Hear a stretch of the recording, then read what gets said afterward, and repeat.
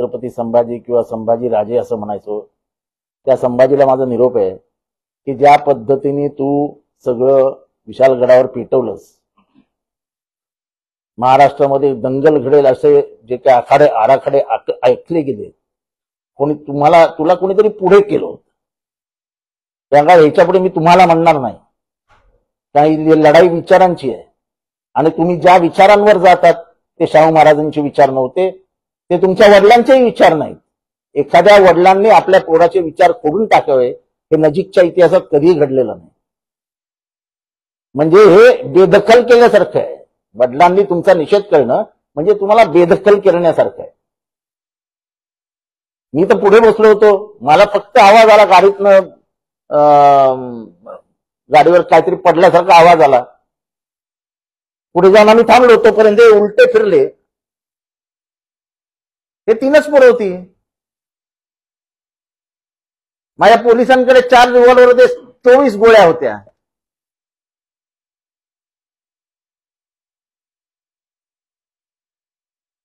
चार पोलीस होते.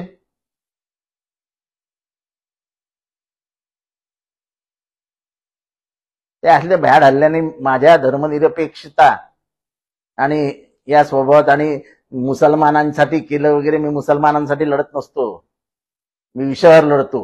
गजापूरमध्ये जेव्हा तुम्ही मस्जिद तोडलीत तेव्हा तिथे फक्त हिंदू राहत नाही, मुसलमान राहत नाहीत, तिथे हिंदू राहतात 80%, आणि ते एकोप्याने राहतात. त्यांचे सगळे सण एकोप्याने साजरे केले जातात. ही कोल्हापूरची परंपरा आहे.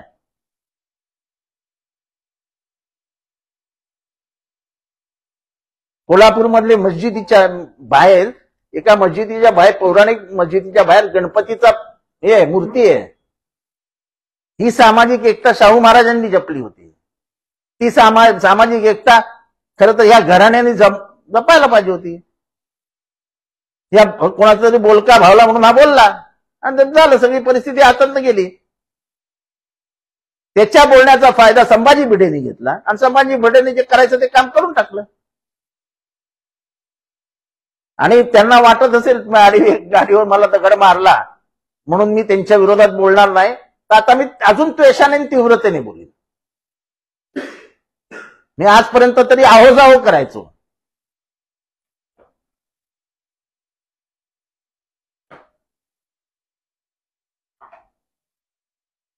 तुम्ही विचाराने चुकलात, तुम्ही शाहू महाराजांचे विचार सोडलेत, आम्ही नाही सोडले.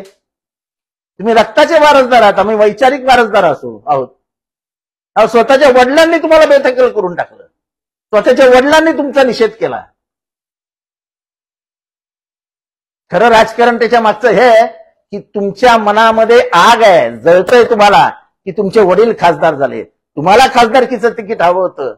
सगळ्या पक्षांच्या दरवाज्यात जाऊन आले तुम्ही, त्यांनी तिकीट न दिल्यामुळे आणि आपले वडील खासदार झाले, याच्यातनं तुम्हाला जो आग लागली ना, त्याच्यातनं तुम्ही हे सगळे बेताल वक्तव्य करतात आणि बेताल वागतात. आज सत्य सांगितलं मी महाराष्ट्राला. हा हल्ला जो आहे तो तुमच्यावर नसून सर्वसामान्यांवरती हल्ला आहे. शरद पवार, चंद्र पवार यांच्या गटावरती जो हल्ला आहे, राष्ट्रवादीवरती हल्ला आहे.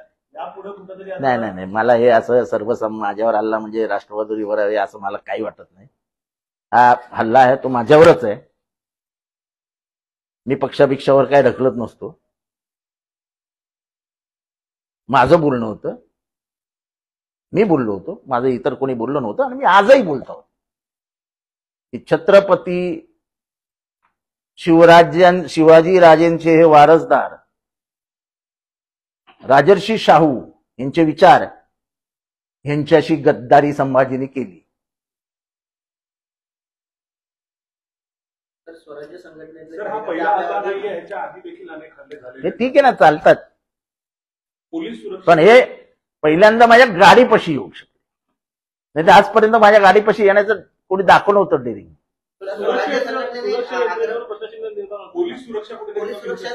पोलीस सुरक्षेबद्दल वगैरे काही बोलणार नाही. ठीक आहे, ते झालं. गाडी चालत होती, 4 ते 5 लोक हातामध्ये मोठा काठी आणि डंडा घेतले होते, दगडफेक पण झाली. मला हे फक्त दगड पडल्याचं समजलं, पुढे जाऊन मी गाडी थांबवली पण ते उलटे पळून गेलेले होते. होऊ शकला असता, तुमच्याकडे सपोर्ट गाड पण आहेत, मात्र त्यांनी असं न करता सुव्यवस्था बघतात. आता सरकार कुठे कायदा सुव्यवस्था बघत नाही का? मी पोलिसांना विचारलं की तुम्ही उतरले का नाही गाडीतनं, तेव्हा पोलीस म्हणाले साहेब तुमच्या सुरक्षेचा प्रश्न होता म्हणून आम्ही फायरिंग केलं नाही, नाही तर आम्ही फायरिंग करू शकलो असतो.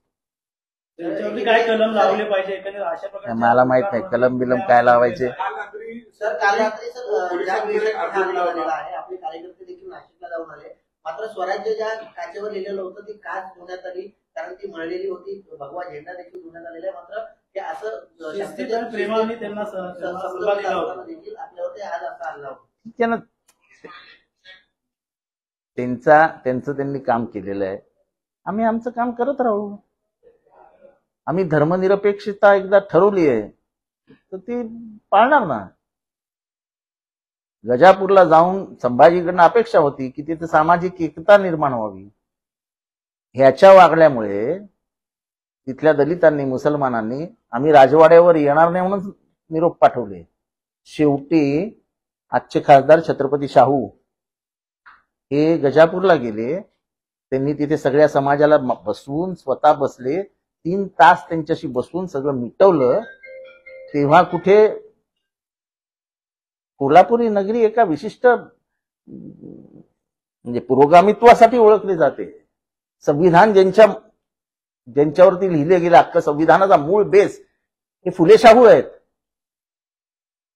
त्यांच्या वारसदारांनी दंगल घडवण्यासाठी एक पाऊल पुढे टाकावं यांना शोभणारच आहे.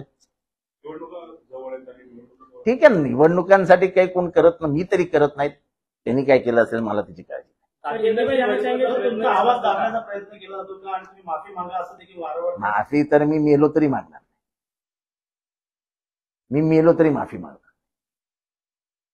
माफी त्यांनी मागितली पाहिजे महाराष्ट्राची, की त्यांच्यामुळे पहिल्यांदा एक मस्जिद पडली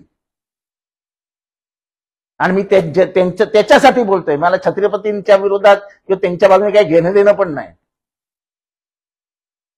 तुमची लढाई विचारायची असं तुम्ही? माझी लढाई विचारांचीच आहे.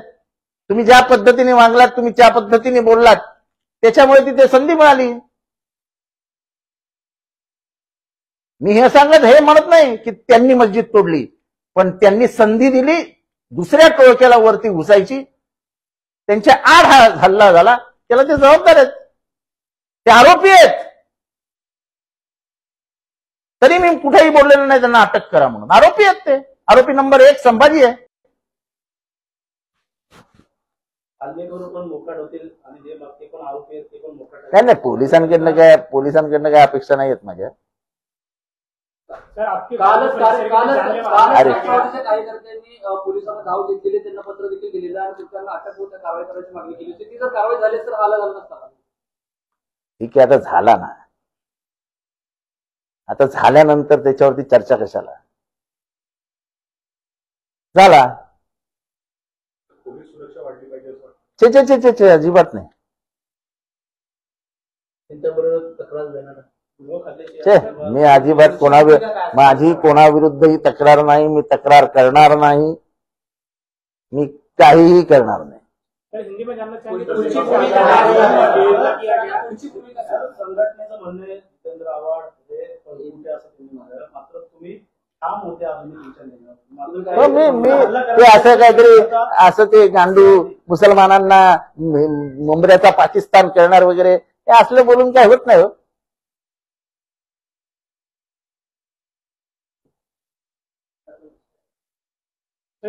शाहू महाराजांचा इतिहास वाचा. जे स्वराज्य संघटनेचे आहेत ना, तर शाहू महाराजांचा इतिहास वाचा. त्यांनी मुस्लिम बोर्डिंग कसं तयार केलं, त्यांनी मराठा बोर्डिंग कसं तयार केलं, कशा जाती धर्मासाठी शाळा उघडल्या, हे सगळं वाचा. गंगाराम कांबळेला कसं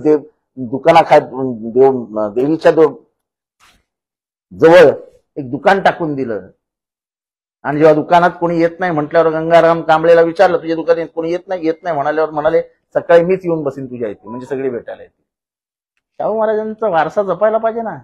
जर तो वारसा जपणार नसतील, त्याच्या विरोधात वागणार असेल तर आम्ही त्यांच्या विरोधात आहोत, जाहीररित्या सांगतो. वैचारिक लढाई आहे, मी सोडणार नाही वैचारिक लढाई. किती दुर्दैवाची गोष्ट आहे, कारण का संभाजी महाराज इतकं वेगळे होते, आता यांचं जे आहे उत्तर समोर येते, कसं बघताय काय? त्या की वैचारिक अधिष्ठान असावं लागतं, तशी बैठक असावी लागते. मुसलमानांना शिव्या देऊन तुम्ही हिंदू असल्याचं सिद्ध करता येत नाही.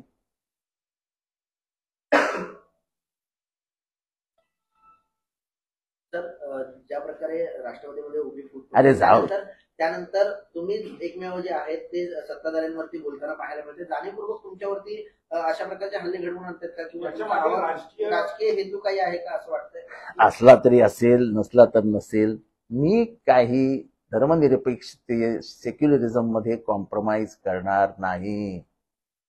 जी माझी विचारधारा आहे फुले शाहू आंबेडकर याच्यामध्ये कुठेही तडजोड होणार नाही. शिव शाहू फुले आंबेडकर ही नावं घेऊन आम्ही दररोज जगतो मरतो, तर मरतानाही हीच नावं असतील, काही फरक पडत नाही.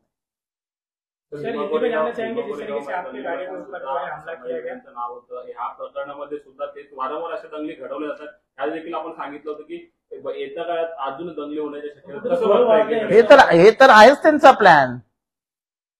आता प्लॅन आहेच त्यांचा दंगली बांधून. वातावरण निर्माण केलं जाते का दंगली हो. संदर्भात जाती ठोस आहे का? तर त्यांचं बळ वाढलं जातं. एकंदरीत पाहायला गेलं तर वारंवार हल्ले करून महाराष्ट्राचं वातावरण कुठेतरी दूषित केलं जातं. महाराष्ट्राचं वातावरण दूषित व्हावं, जाती जातीमध्ये तेढ निर्माण व्हावा, धर्माधर्मामध्ये तेढ निर्माण व्हावा, म्हणजे आपल्याला मतं मिळतील. लोकसभेच्या पराभवानंतर असं आहे की मुसलमानांनी मतं नाही दिली. सर्वात मोठा फटका इथला पुरोगामी मराठी माणूस आहे, त्यांनी दिला तुम्हाला फटका. अभ्यास केला, 31 जागा तुम्ही हरलात, त्याच्यातल्या 4 जागा फक्त मुसलमानांचं नाव घेऊ शकता तुम्ही. 27 जागांवर काय झालं? कोणी हरवलं तुम्हाला? आणि असं नाही की 3 आणि 4 हजारांनी आणले. तुमचे सुधीर मुनगंटीवार 2.25 लाखाने हरले हो. एबीपी माझा, उघडा डोळे बघा नीट.